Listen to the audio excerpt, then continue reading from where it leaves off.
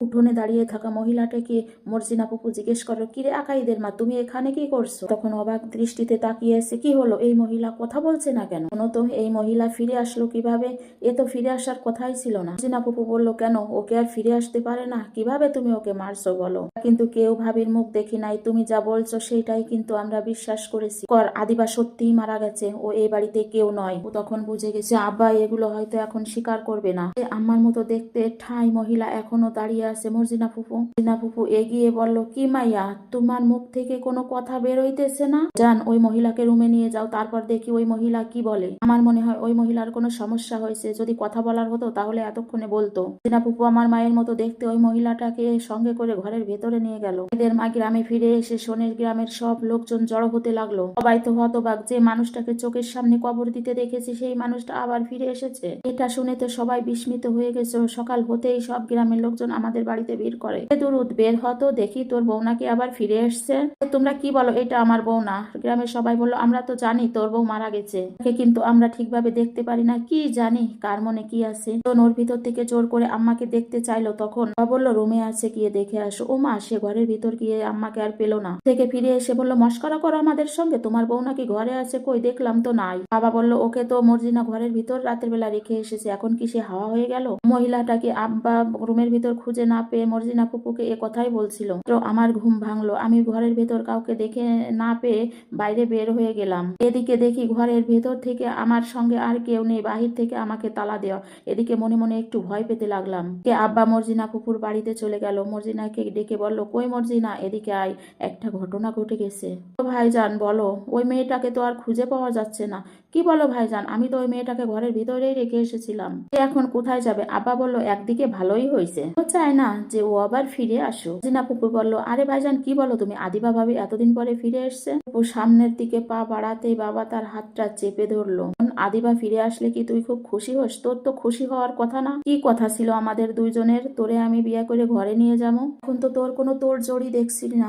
ভাইজান, ভাবি মারা যাওয়ার পর আমি এটাই ভাবছিলাম, তোমার এই রূপটা দেখে আমার সেই ইচ্ছাটা আর নাই। জানোস তুই আর কতটুকু বা জানোস, চল আজই আমরা বিয়ে করে নিই। তো ভাইজান, এখন আর এই কথাগুলো বলতে আমার আর ভাল লাগতেছে না।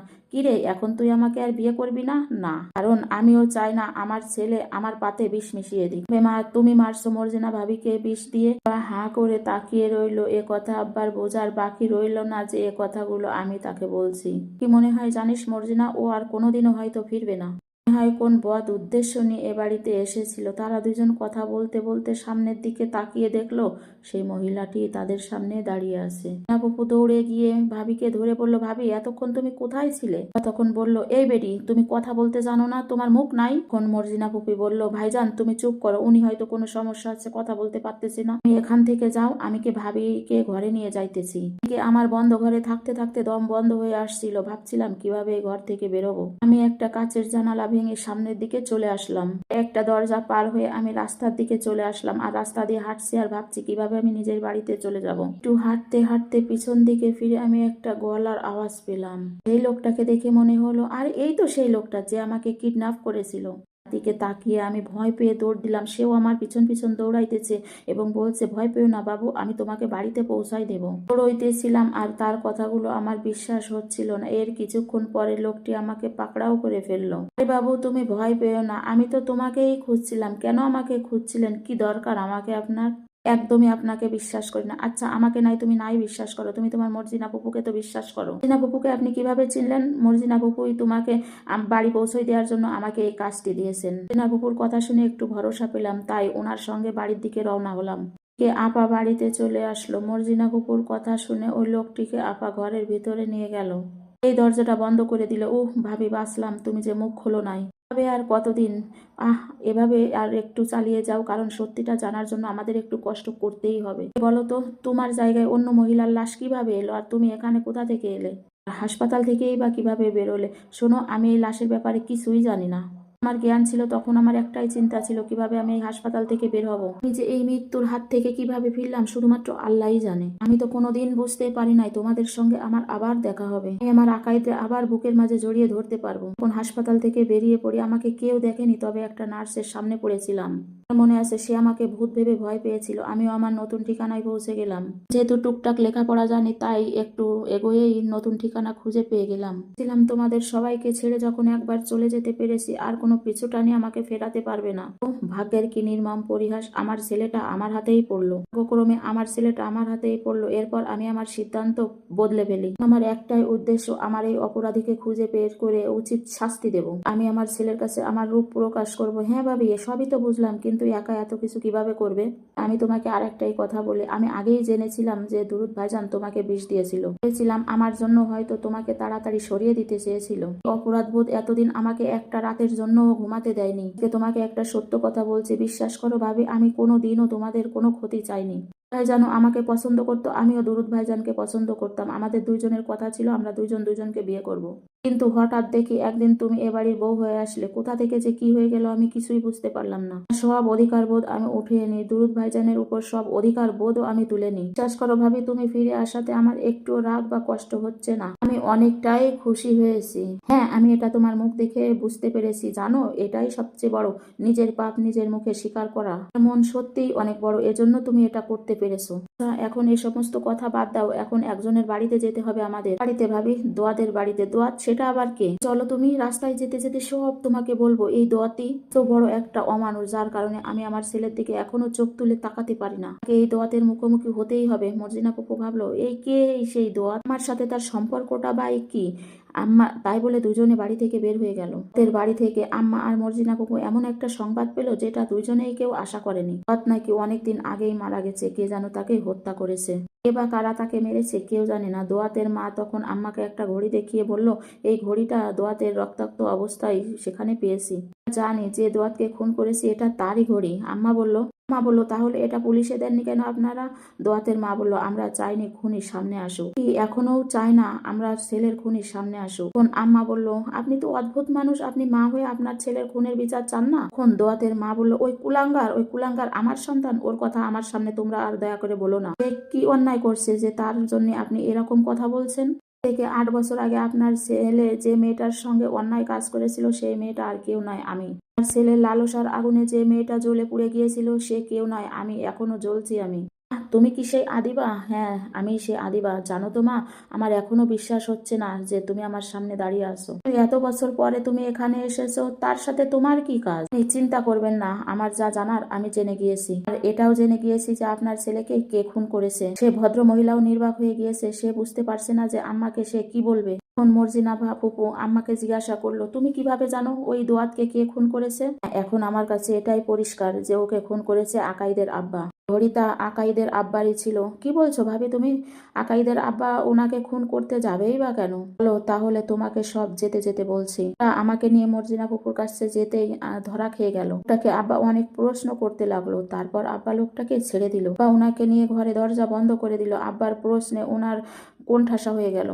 পর্যায়ে বলে ফেলেছে মর্জিনা পুপুই এই সমস্ত ঘটনা ঘটিয়েছে। কোন পর আব্বা একটা ধারালো ছুরি নিয়ে আমার ঘরের ভিতর ঢুকে পড়ে। তো আমি সত্যি সত্যি ভয় পেয়ে গেলাম। বললাম, আব্বা তোমার হাতে কি এটা? এটা দিয়ে তুমি কি করবে? আব্বা বলল, আজ আমার একটা কাজ করা উচিত, যেটা আমার অনেক আগেই করা উচিত ছিল। আমি তোকে জবাই করবো। কোরবানির সময় মানুষ ছাগল জবাই করে যেভাবে, ঠিক ওইভাবে। তো ভয়ে হাত পা কাঁপতে লাগলো। আব্বা কি কইতাছো তুমি? এটা কর তুই, আমি তোর আব্বা না। তুমি যদি আমার আব্বা না হও তাহলে কে আমার আব্বা? তুই এতক্ষণ পরে ঠিক কথা বলছিস যে তোর আব্বা, তারপর কাছেই তোরকে আমি পাঠানোর ব্যবস্থা করতেছি। আব্বা তোর জন্য 8 বছর ধরে জাহান্নামে অপেক্ষা করতেছে। আব্বা তুমি এগুলা সব, আমার কিন্তু ভয় করতেছে। একটু অপেক্ষা কর, তোর সব ভয় আমি দূর করে দিচ্ছি। আগে তোর আব্বারে শেষ করছি, তারপর তোর মারে শেষ করছি, এখন তোকে শেষ করব। আমার আম্মারে তুমি কেন মারছো? আমার আম্মা তোমাকে কি ক্ষতি করছিল বলো তুমি?